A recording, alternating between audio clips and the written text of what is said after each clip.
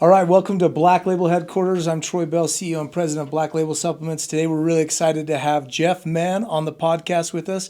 If you do not know Jeff Mann, he is an influencer, social media influencer, and he's also a PR specialist. And we're really excited to have him here today to talk to us about his fitness journey, his PR journey, social media journey, and anything else that he wants to talk about, because he is an up-and-coming influencer, and I follow him. I love his content. We're just happy to have him. Thanks for being here, Jeff. Thank you for having me. Yeah. So why don't you start off by just telling us a little bit about yourself, what you do, who you are, and what you love. Okay. My life has kind of been a crazy story. So I was born in Maryland, adopted to Boise, Idaho when I was 3 weeks old. We have moved to Africa 3 times in my life. We moved to Zimbabwe when I was 7 and 8. We moved to South Africa when I was in middle school. And then I served a Christian mission after a semester of college, and I moved to Ghana, West Africa. And so I've been in Utah since 2014. Went to school for public relations, minored in marketing. I took a break from that, and I got into the gym world and actually ran a gym and trained athletes and loved it. I started with kids when they were in the 7th grade and worked them up to they were seniors in high school, and then they went to college, and then kind of burnt myself out of the personal training and all of that. Coaching, I was coaching high school sports at the time, football. I helped with rugby, basketball, baseball. And as much as I loved it, I wasn't making any money. And so there came a point where I was like, okay, I got to get a real job, and this has been fun. And so transitioned my training business to a buddy who played for the Niners and went and started doing PR full-time. Started at a firm. The pandemic hit. And so my first day at work, I got to the office. They're like, here's all your stuff. We're sending you home. So met my coworkers maybe 20 minutes, and then I was on the camera the rest of the time, and I said to myself, why am I working for a company and they're making all the money? I could go do this myself. I'm just sitting at home. And so I ended up stepping away and hired a buddy to help me bring in some clients, and met a company in Rexburg and started working with them. And so was doing that, just running my own thing, kind of started my own PR stuff. I was new to it, so it was a learning game. And just growing with them. And then 3 years ago, a real estate influencer, they reached out to me on LinkedIn and said, hey, we've been looking for someone in PR. And I said, well, let's have a meeting. So I went in to meet them, and it was interesting. The CFO's husband is a bodybuilder and knew me from the gym when I went in there. And then the lady who was over HR, her kids went to the high school where I coached football. So every person I met at the company, like, I know him from a different place. And so they actually had another girl who they were going to hire. And so we were both at an event, and they're pulling us into meetings. And this influencer, I knew 2 of his really good friends. And I said, hey, could you text him for me and put in the good word? And so I walked in for the last interview, and first thing they brought up was, hey, they texted us. And so I was like, okay, I think I have this locked in. This was on a Saturday. And so we're interviewing, and halfway through all the interviews, it's going really well. I'm like, I'm going to close this. And I get a text. The high school I was coaching football at, one of the kids had committed suicide that morning. Oh. And so I'm sitting there, and I'm like, do I keep interviewing, or do I go be with the kids? And so I told him, I said, hey, I need to leave, and went over, because it was from the senior group, and the seniors were struggling. And so went and spent the rest of the day with them, went and did something at the football field, and the parents came over and everything. And that Monday, I got an email with a job offer. And the crazy thing is, they offered me more than I was even going to ask. And so I said, let's do it. And I jumped in, and it was a crazy world, because I went from working with a company in Rexburg to my first day, I get on the text with Alex Hermosi. And just, it was like person after person. I'm in Florida at Tim Tebow's charity gala, and it was just overnight, just a change in career and the people I got to meet. And so fast forward, I've joined another agency out of LA where I can work with multiple influencers and creators. And so being around them, I'm like, I need to jump into the game of social media. And what most people don't know is, a year ago, my Instagram account got hacked, and I lost it, lost everything. Couldn't save any posts, pictures, memories. And at that time, I probably had 2,000 followers on Instagram. And so I started, and I said, I'm going to start this new account, but I'm going to be authentic, and it's going to be me. I'm going to share what I believe, what I know, what I like to do, the good and the bad. And so in doing that, this account kind of took off, and it got to a point where I had 1,000 new followers a month. coming in and following and joining into the content. And so it just kind of grew from there. And it's allowed me to connect with amazing people and to be able to connect with you. And so it's been a fun journey. Yeah, that's amazing. One of the things that I love about your Instagram and your content is that it's very real. I love that you talk about personal life, religious, faith, your journey. One of the things that stood out to me, and you mentioned it, is your journey back and forth to Africa. And that's one of the things I wanted to ask you is what took you and your family to Africa so many times? So my dad did humanitarian work. Cool. When we were adopted, he was basically retired. And so he moved our entire family over to Zimbabwe and worked with doctors on AIDS prevention work and eyesight. And then in middle school, he was called as the LDS mission president. And so we ended up going over there. And what people don't know is one of the things that I always struggled with growing up was I had a severe anger issue. I get mad, and I'm stronger than most people. And so at the time in middle school, my parents didn't know what to do. And so they ended up sending me to, if you've ever heard of Red Cliff Ascent. Oh, yeah. So they sent me down to that wilderness therapy camp. I was the first one ever to be 14. That's rough. Yeah, it's a whole different world. I've heard about that. So yeah, I was 14 at the time. I was the only one who wasn't coming off drugs and different things. And police didn't bring me. My dad drove me. And so that experience, you go to a place where, so every 2 weeks we were given food. And when you ran out of food, you lived off the land. There was no store or you can call in more food. But the other thing is we did bow drill fires. So if you didn't make fire, you couldn't cook your food. And so I remember the first few months, I'm a stubborn kid, not making a stupid fire. And so I got to the point where they would give us salt pork. And so you were eating raw meat. I remember eating dried beans, uncooked rice, because you get to a point where you're hungry. Every 2 weeks they rotate a pound of peanut butter or a pound of cheese. And in the first week when you can't cook anything, those two things go away real quick. But you also have to get water off the land. And so they gave you drops to purify, but we were drinking water from cow troughs with cows or from the ground and everything. And since then, that camp has changed. I think you have to be 21 to go.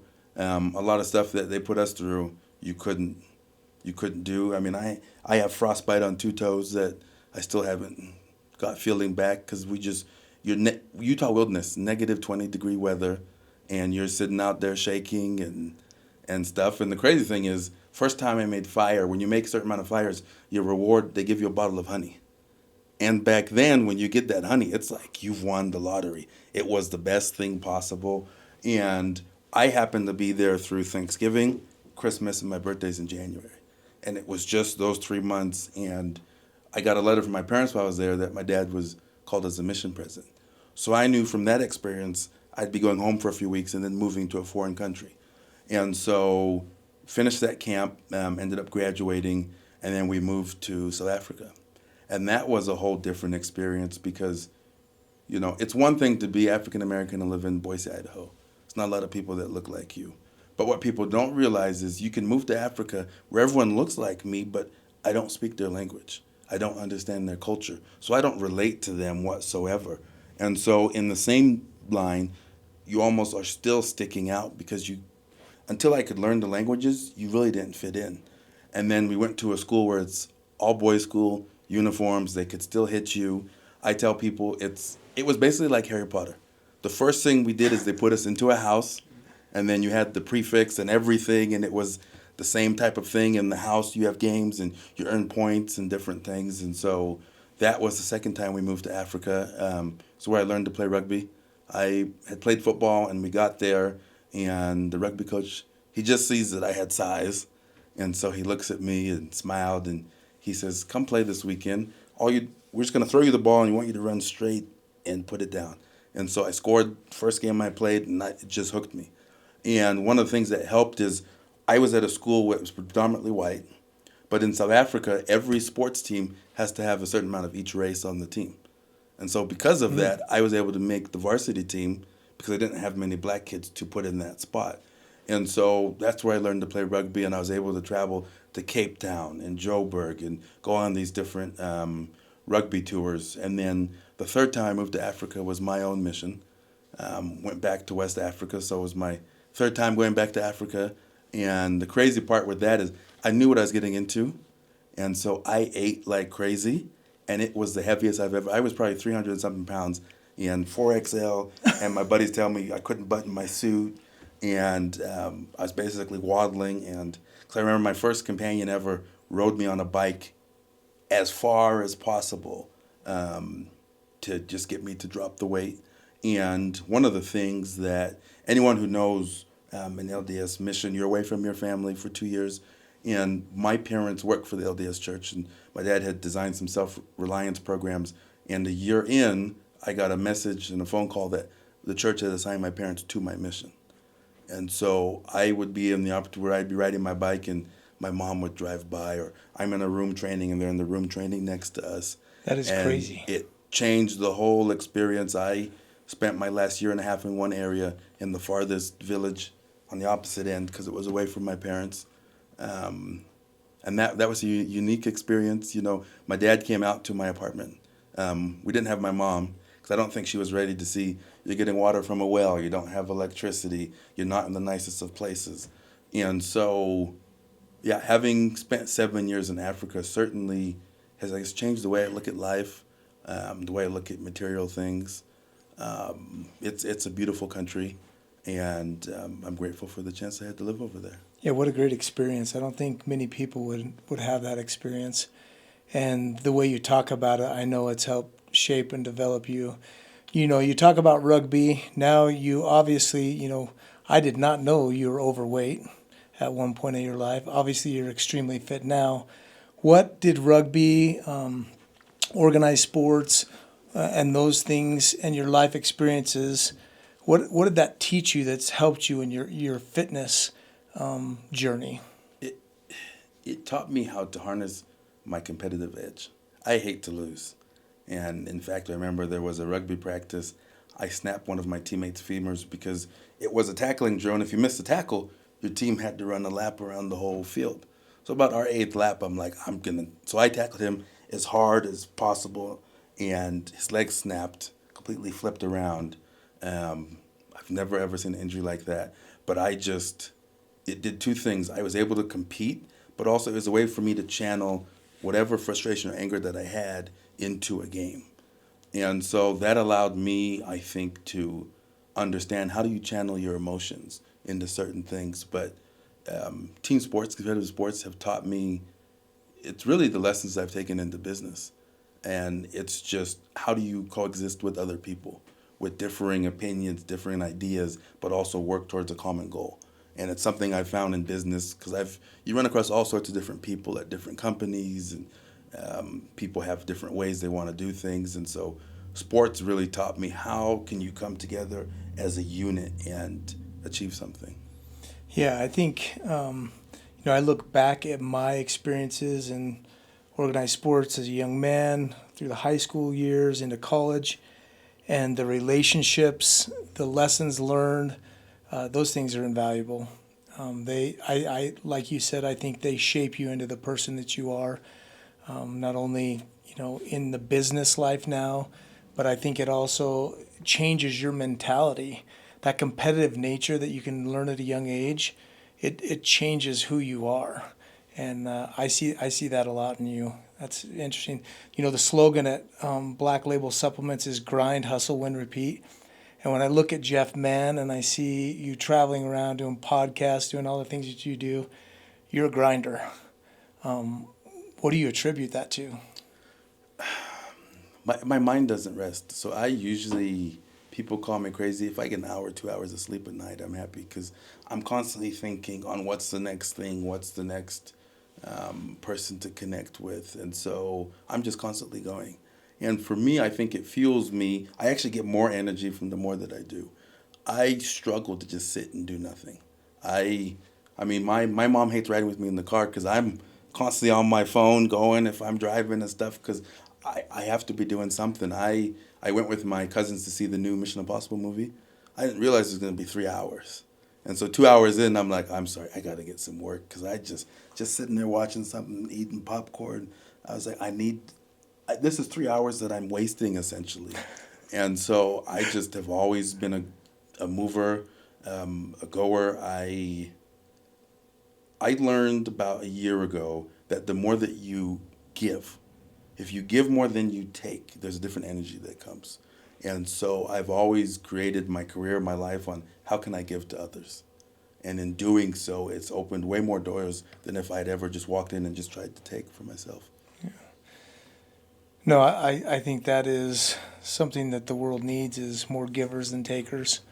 I look at my 4 kids and I think, what legacy can I leave for them? And it's to give more than you take, to serve the people that you care about, because that's really what it's all about. If you were to pick one word that describes who you are right now as a man, what would that word be and why? One word. Yeah. That's a Or good maybe a question. phrase. You could do a phrase too. Let me do a phrase. Yeah. The way I describe myself or the way I tell people, I always say, I am who I'm not, I'll never be. That's been a huge thing for me because when you meet influencers or celebrities and you see the nice houses, the fancy cars, the way the lifestyle they're living, and when you get behind the scenes and realize they're not really happy, I've learned to be comfortable being me and living the lifestyle that's good for me, not trying to chase something that's fake or what someone else has. And I think that has cemented who I want to be and how I want to live my life. And it just allows me to be happier. It allows me to create a space where I'm comfortable. I feel that I'm safe, and in that I can function way better than I could if I was trying to chase something out there that I could never obtain. And the biggest thing is I have my faults, I have my shortcomings, and I don't hide them. I embrace them. And even in the game of social media, I know there's people who won't like me.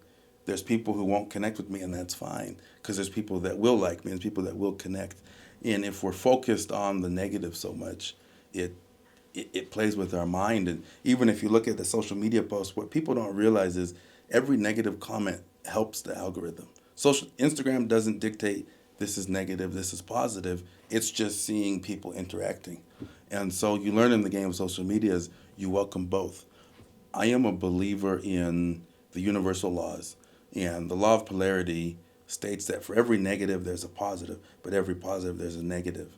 And as I've been able to adapt that, it helps me take on any situation because I know if something bad's happening today, there's something positive that's going to follow. And so it keeps me level and it keeps me humble. Yeah, I love that. One of the things, obviously as business owner and whatnot, I have to spend a portion of my day on social media. That's just the reality of it. And one of the things that I love about your content and everything else, and you mentioned it, is, and it's frustrating to me about social media, but there's so much negativity. And I warn, especially my 3 daughters, like, hey, social media is not reality, Yeah. right? And when people say negative things and do horrible things on social media, it doesn't necessarily, it's not a reflection of you. And like you talk about the algorithm, like pretty much in social media world, any news is, even bad news is good news, Yeah. or bad comments is good for you. Yeah. I love that you embrace that. I love that you're not afraid to accept the negativity that comes by talking about your faith, your Christianity, your journey. This isn't the first time I heard about the youth camp that you talked about. Heard it on a podcast before, and I was shocked that you'd even share that, right? Because most social media personalities want to portray that they have this life that's different than it really is, right? Yeah. And I love that you talk about truth and what you've gone through. Do you worry at all about talking about your faith, life experiences, things like that it'll affect your popularity or anything like that? I think what society is craving is people being authentic. When people look at social media, they want to see someone they can relate to. And I think we're pivoting from the celebrities who only show like MTV Cribs, the fancy parts of their lives, and we're shifting to people want to look at someone on Instagram and be like, hey, I could do that. Hey, I went through that experience. Hey, I suffered like that person. Hey, my beliefs align with him. And so I tell people, this is me, and you can love it or hate it, and I'm just going to continue in my way. And it also allows me, I think, to be more comfortable in filming. If I were to just stare at the camera and have a script and try and talk about social media or, hey, use a private jet for these hacks or the way to save money and stuff, it wouldn't feel real. It wouldn't be authentic. And so me being able to talk about my life and what I believe and what I love allows me to have a real open, authentic conversation with people. Yeah, I wish more people had that perspective and outlook on social media, because these young kids who are influenced by influencers think that everything is about money, glamour, and when you, just like you said, when you get behind the scenes, you realize that it's a very different lifestyle. Yeah.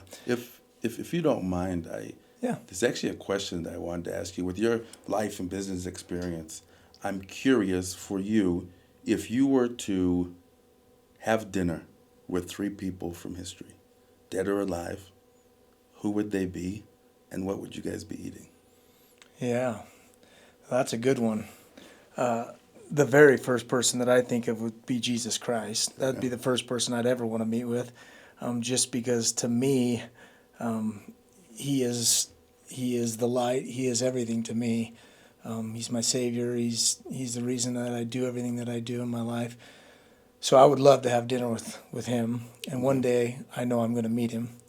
So I got to answer it that way, right? I got to make sure I'm good with that. Number 2, who would that be? I would say I would like to have another dinner with my grandfather, Verl, that I'm named after. Okay. Just because he had a huge impact in my life, and I miss that impact that he's played in my life and that role that he played for me. So I would love to have one more dinner with him to pick his brain and ask him, things of life. And then one last dinner. Who would that be? Living or dead? Either. I would say Michael Jordan. Okay. I've always grown up admiring Michael Jordan, his mentality, his ability to win. The more I research and learn about Michael Jordan, the more I realize that he was not very well liked, and that intrigues me by his teammates and things like that. I would love to sit down and pick Michael Jordan's brain, because I think that his competitiveness and his desire to win is something that I would like to know more about. So those are my 3. Probably not a good answer. With those 3 personalities, what are you guys eating for dinner? Well, I know that I'm going ribeye. Okay. I'm thinking my Savior Jesus Christ, he's probably going a more simple route. He's breaking bread with me, right? And we're talking about the good things of life. He's not overindulging, and I am, because that's the worldly man that we all deal with. With my grandfather, we're sitting down, we're having ice cream, because that's what we always had. Okay. He owned an ice cream shop, 39 flavors, and every time you went to his house, he'd break open some Rocky Road, so that's what we're doing. Okay. Michael Jordan, he's taken me to a really nice 5-star restaurant. Okay. And he's gonna provide. I'm gonna have a Coke Zero, and I'm probably gonna go a 16-ounce ribeye with Michael Jordan, because he's got the money. Okay. Yeah. I love that. How about you? Who would you have dinner with? So you might judge me here, but my answer is a little bit different. My first one, obviously, is Jesus. My second one, and it's a little crazy here, would be Adolf Hitler. He, despite what he did, if you look at when he came to power in the beginning, the way that he was able to captivate a nation of people, and the way he was able to rally the people of Germany, as a leader, as a public speaker, I would just like to pick his brain and just understand. Those are 2 crazy people to have at the table, but 2 complete opposite individuals. Yeah. And I think the third would be the Apostle Paul, because I look at my life and I look at how he went from Saul to Paul, and that transition he made, and the growth that he saw, just being able to have a conversation with him, because in the field that I work, I'm always trying to create relationships and connect with people. And when you look at the teaching in the Bible, Paul says, to the Jews I became a Jew, to the weak I became weak. He related to the people in the cities that he came to to reach their hearts. In fact, in his teachings, he would refer to the poets from those cities because he knew that's what the people were listening to and what they could relate to. And so I would love to have a conversation with him because he had a way to connect with people in different cities and different places on a human level. And I would love to be able to just pull that from him and be able to apply it better to my life. That's fantastic answers. That's one of the reasons I like you, because you're not afraid to take Adolf Hitler to dinner, right? Obviously super controversial, and some people may dive into that and say, oh, how could he dare say that, right? Yeah. What a horrible, evil man. And it doesn't change the fact that the dude was evil, right? Yeah. But there has been no leader more powerful and effective than Adolf Hitler. Yeah. How and why, we'll maybe never understand. But that guy got millions of people to do the unthinkable. Yeah. How did he do that? Yeah. It's crazy. Mm-hmm. And you make a very good point. However, I admire you for bringing him up, because some people would not find that politically correct. No, exactly. And I'm a little bit different. I would have all three do a meal at the same time. And I would probably do Indian food because we're eating with our hands. And there's a personal touch there where it's family style. And we're all sharing from the same dishes and everything. And so I feel like in that situation, for me, that's just going to generate a more human connection there. Impressive. So. Yeah. I don't like to eat with my hands, so I'm probably using a fork. I'm out with that. I got a weird thing with germs and stuff, so I'm out with hands. But I was the same way until I lived in Africa. Oh, yeah. That's true. Once you start eating with your hands, and the problem there is if you don't, you offend the people. And so, I remember first time we ate dog, first time we ate cat. The funny thing about Africa is the part that they think is the best is the head. And so as a missionary, that's what you get. And I remember the first cat head I got, they don't remove the fur. And so it's an experience of a lifetime. That is fantastic. Yeah, I served a mission in Russia. I did not eat cat and dog. I ate a lot of crazy things, but the food was pretty mellow. Like lots of potatoes, borscht. So I got lucky. But let's veer off here a little bit, and let's talk about your fitness journey. Okay. You were overweight, so at one point in your life, what has encouraged you and led you to get so fit? And what is it about fitness that you love? There's two things. I think the first started, I went to a high school in Idaho where I was one of the first black kids in the school, one of the only ones. And my junior year, a bunch of people came to the school in KKK robes. And my football coach ended up locking me in his classroom. He's a lineman coach, big dude. And through that experience, my senior year, I opened my textbooks and they had drawn me hanging from a tree.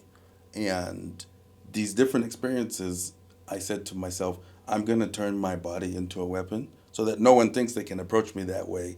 And that fueled me to start working out, to start getting in that impact of just getting in shape. The second part has been, most people I know, like yourself, who are big in business, are in good shape. And my thing has always been, my message to my clients is, I take care of myself, so I'm going to take care of you.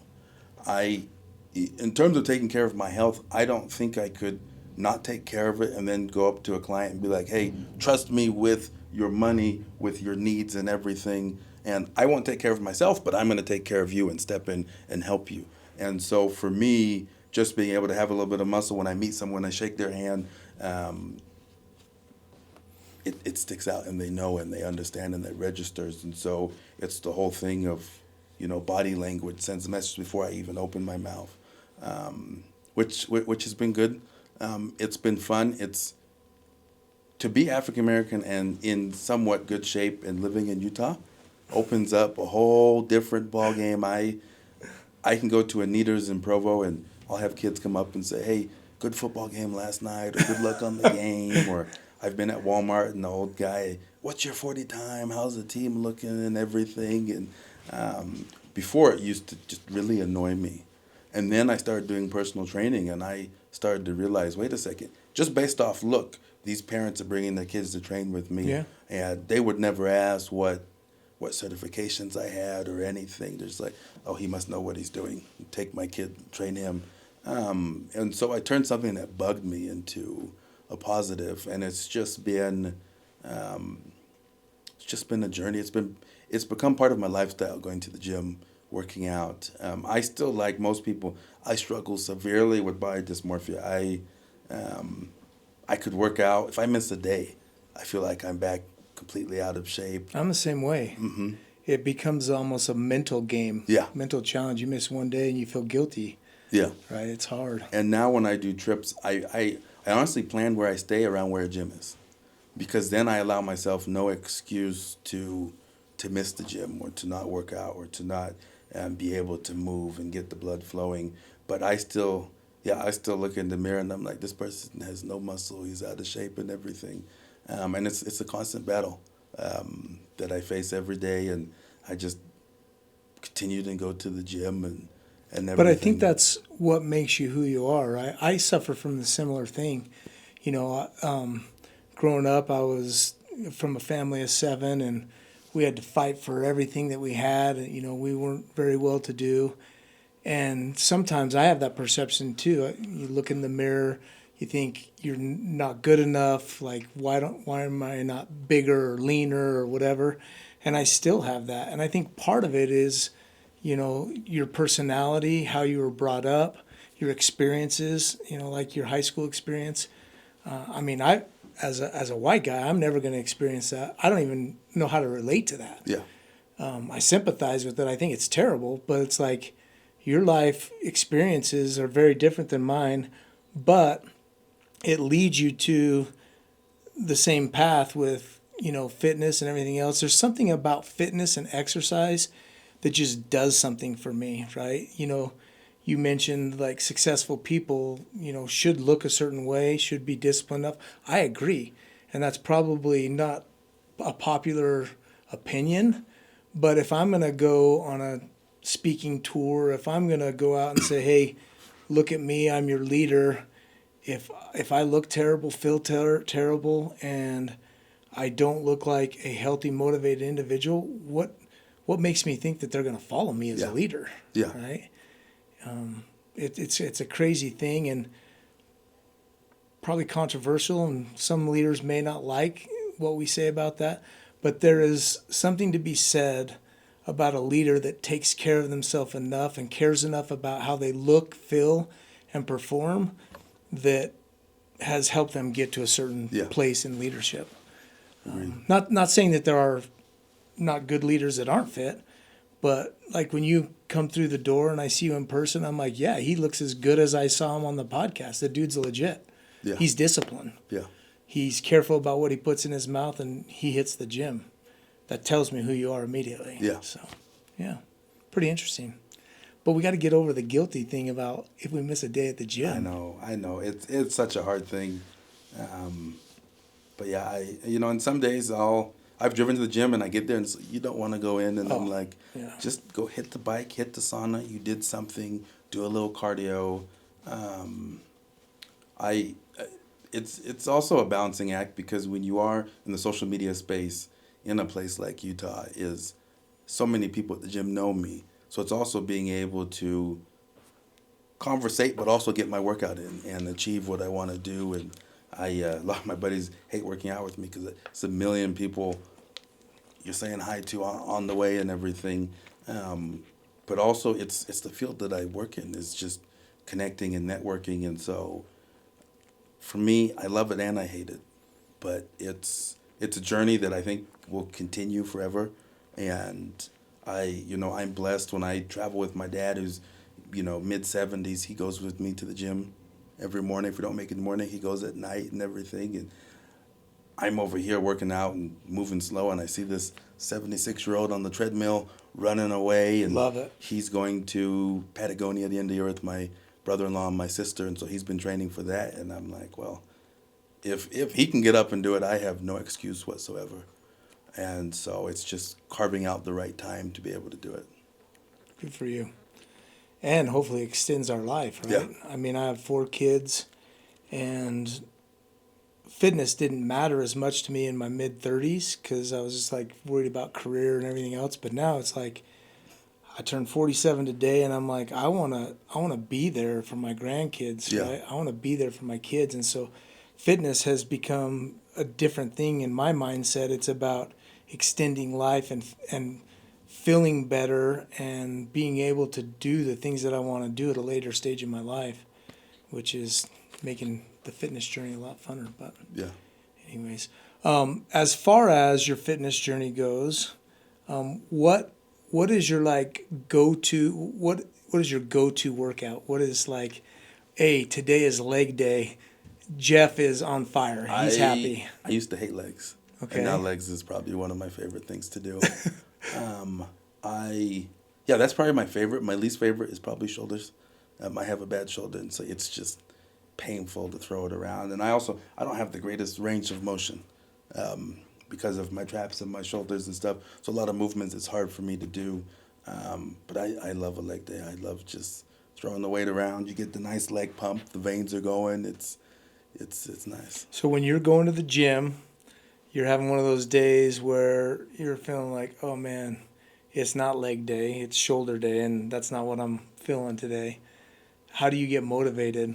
Do you throw back a dry scoop of pre-workout? What goes through your head? It probably honestly is figuring out and reminding myself, why am I at the gym? I made the decision to train to get ready for a bodybuilding show. I'm not going to do the show, but I wanted to be able to do a goal, and I said, the time the show comes, I'm going to do my own photo shoot and do stuff for me. Because I knew if I'm paying something for a program and everything there, I now have skin in the game. And I know I'm going to push more than if I was just going to the gym for myself. I think the second thing is people call me crazy is the music I listen to when I work out is either musicals, classical, Disney music. A few years ago, I was able to meet David Goggins, and one of the things he talked about was music should not be your motivational factor at the gym. He goes without music, and I'm like, I still need something in my ear, so I told myself, well, if I could lift crazy weight to The Little Mermaid, then I'm completely focused on my body, because I'm not listening to the song, really. But I'm listening to my body, and I'm hearing what it's telling me, and it's forcing me to push more and push harder. And so I completely shifted. I mean, probably my top-rated song on my Spotify is probably the Gummy Bears theme song. I will bump that and throw some weight around. I don't even know the gummy. I know the Little Mermaid, and thinking of you at the gym doing leg day. Oh, yeah. Jeffrey Mann doing leg day to Little Mermaid. What's going on? Like, Oh, yeah. What's going on in this world? Oh, yeah. People, and the thing that's funny is, like, so every leg day I start with 8 sets of 20 reps on leg extension. And my working sets have to be the full stack. And if you were to see my face, you would never think it's Disney music playing, but I'm throwing it around, and I'm locked in and loving it. I'm more of a podcaster, mellow stuff. I don't really get real hard with music. I used to when I was younger. I used to Yeah. do the whole rap, hard rock, and you're just screaming and everything. And Throw a little bit of that in there. it just doesn't do it for me anymore. Yeah, that's a good thing. What is your, obviously, I'm assuming that you take supplements. What is your go-to supplement that you're like, I have to take this every day to feel normal and to perform? What is my go-to supplements? Honestly, I don't know if I have a go-to. Do you take supplements? I've You done look like you creatine. do. I've done creatine before. Yeah, you need to be doing creatine. The biggest thing right now, my hard battle right now is a million kids asking what steroids I'm on. And I'm like, in my head, I was like, I would love to try it, because if I can get this big without, imagine if I had it. But also I know with my anger issue, I said, if I was on steroids, I'd kill someone by now, because it would just make things more difficult. But I am interesting, because like I struggle to eat. Maybe 1-2 meals a day. I have to force myself to eat more. In fact, for a little bit there, a doctor wouldn't prescribe it because I wasn't overweight enough, but I jumped on the whole Ozempic things and I ended up buying and stuff. And because my hard thing is my sweet tooth. You can give me ice cream, cake, any time of the day, and I'll eat it.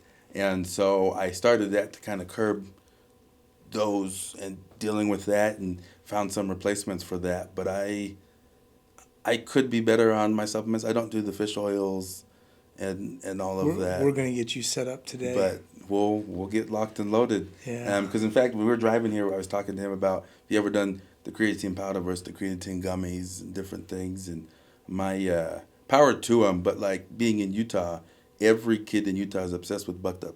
Oh, absolutely. They've done a great job of Their marketing branding is and fantastic. everything. I know the owners; they're great guys. And the thing is, it's funny when you ask the kid, "Well, what's in it?" They can't tell you a thing or name an ingredient, and it's the same thing with the kids who take Monster Energy drink or the Red Bull right before the gym and everything. And I've always thought, I want to know what I'm putting in my body, that it's good for me.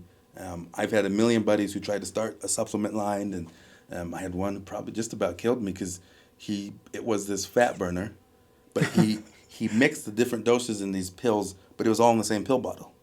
And so I took like 4 doses because I thought it was just 2 pills, and I'm burning up and I'm taking my clothes off and I'm itching, and I'm like, this is not good. But it's, being in Utah, it's a place where I think fitness is big, but everybody wants to have a supplement brand. And in fact, 2 days ago, I had a buddy, he just launched an energy drink, and he dropped it off and said, hey, could you look, because of the space I'm in, could you look at this from a marketing standpoint, and what do you think, and try it, and can you share it and stuff. And so, it's supplement game is an interesting one for me. Well, I can give you some data and research on creatine monohydrate that will definitely, as you get older, definitely make you want to take it. Okay. Not only for recovery, muscle gain, but cognition, brain fogginess, all those certain things that are coming out. So we'll set you up. But kudos to you for looking so good and performing so well, not on a supplement regimen, because I think everybody is always looking for a shortcut, right? Yeah. Everyone wants a shortcut. And our supplement line, we're more focused on performance athletes. That's why we go the NSF certified route, so you can be assured that whatever you're putting in your body is on the label. It's clean. There's no bacteria, leads, metals, things like that, which is extremely important to us because we're dealing with athletes that have multi-million-dollar contracts in Major League Baseball and NFL, and they can't afford to fill a drug test. Yeah. So, the supplement industry, especially in Utah, is crazy competitive, and it's very marketed. Everybody is, you got the Silicon Slopes in Utah, so everything is entrepreneurial. Mm-hmm. It's crazy. It's pretty much out of control. Yeah, well, and I tell people, if you're in Utah and you don't have a job, then there's a problem, because there are so many opportunities out there. And even people, I'm like, go and create an opportunity. Go find someone who has a need and bring them the answer, and bet on yourself. And there's huge opportunities to create opportunity to work and to make money. Yeah. So I obviously social media stalk you a little bit. I feel like I know a lot about you. If I were to ask Jeff Mann, tell me something about you that nobody knows yet. Is there anything that nobody knows about you that you haven't spoken on through podcasts or through social media? Anything that is unique that you have not shared that you'd like to share today? If my parents weren't probably going to see this, I would say I have a kid somewhere randomly, but that's not the truth. I hope that would have been a great surprise. I hope not. Wouldn't it be? That would have been a fantastic thing to announce. That's always my worst fear, is to be playing basketball with my group and like this little kid walks in, Dad. And I'm like, I don't know how this happened. Go away. Something that nobody knows. This is a weird thing. I am a huge musical fanatic, and understanding the history. I've probably been to just about everyone possible. I'm not sure if you've ever seen the musical Cabaret. I have not. One of the things I share with people about that is I had a roommate who's in theater, and so I went to see a lot of his shows. And we went to see Cabaret. And what you don't know is, you know what a cabaret is in Europe? It's basically half-naked women dancing on the tables. And so I walk in, I have no clue what's going to happen, and we're sitting around tables. The next thing I know, I have this dude dressed as a dancing right in front of me, a girl here, and one of the things that I've learned is there are so many lessons. There's a part in the musical where this guy is dancing with this lady in the gorilla suit. And you as the audience are laughing because he's throwing bananas and they're dancing. And right before intermission, the song ends and he says, if only you could see her the way that I see her. And what it was depicting is it was in Germany before the Nazis were coming to power, and she was Jewish. And that was the way, basically what they created is the audience was treating this person the way that the Jews were created. And once he says the line, says to Jew, goes to intermission and the lights turn off and everything. And it goes from everyone's laughing and stuff to dead silence in the room. And everyone's just sitting there, and it's crazy the little lessons like that, if you pay attention, that you can learn from. And so I love being able to go to something like that and pull a lesson and be able to share that. And, because anyone who watches the video to start, you just see this guy dancing with the gorilla and you just start laughing. And then once you get into the meat of it, it's like, wow. You heard it here. He's into musicals. Love it. Greatest Showman's my favorite. Okay. Loved it. Not a musical guy, but loved the music. So one of the desires that I have, especially as an entrepreneur, and one of the things that I guess I would say defines me, is I love to create. I love to create job opportunities. I love to create solutions. I love to create opportunities to serve other people through opportunities and different things like that. What is it, the one thing that really motivates Jeff Mann? I think it's being able to help someone without me needing to take the credit, without me needing to get an award. I have a buddy. We were friends, and then we had a falling out. We don't really talk, but he's been dealing with some challenges. Attended BYU, dealt with same-sex attraction, but he was a huge Golden State Warriors fan. And so I knew the Warriors would be coming to Salt Lake to play the Jazz, and I said, what's the chance I could be able to get him to be able to meet Steph or one of the Warriors players, or even get a video? And so I happened to be connected to one of Steph's former coaches. So I reached out to him, put me in touch with the PR department with the Warriors. And the thing that was interesting is I got an email that they were coming to Salt Lake, and I said, I don't even talk to this kid anymore. So I made a text thread, that kid, a buddy, the team there, and I said, hey, here's the situation, here's what we'd love to make happen. I've added him to this thread, and then I removed myself. And I said, I don't need to go, I don't need to be a part of it. This was never something to be for me. This was for something for somebody else. And so I've always strived that if I can make connections, if I can meet the right people, whose life can I bless with these connections, even without having to profit myself? I love that. One of the things that I learned as a young missionary in Russia, I remember one night kneeling down and getting ready to say my evening prayer, and as I got halfway through the prayer, I realized that I didn't ask one time for anything for myself. I was praying for my family, my friends, the people I love, the people I'd met over there. And it was the first time in my life that I wasn't pleading to the Lord to bless me with something. Yeah. And I think that, when you can get out of your own way and realize that you are not the most important person in the world and that other people matter more, I think that's when you start when you have the opportunity to start finding true happiness. Because I think too many people in the world right now are worried about themselves and not taking care of other people, like you took care of your friend that you may not have a relationship with, but kudos to you for going out of your way to take care of them. Oh, thank you. It's amazing. So what are your future goals? What you got your PR. I didn't mention that you have your own podcast, Man on the Mic. What is your goals? What are you looking forward to in the future? It's interesting is because I feel like my goals, they change every year. You asked me a year ago, I was living in a townhouse, and I was like, I want to get into a house. I want to be able to create more space. And, I was able to make that happen. And it was funny. The first few weeks within moving into the house, my mom said, well, Thanksgiving's at your house. And so I was like, I better put things together. And I ended up finding someone to cater it because I'm not cooking Thanksgiving for all of you. No. I will cater it. Y'all can come eat. And if you don't like it, too bad. And so that was a goal I had a year ago.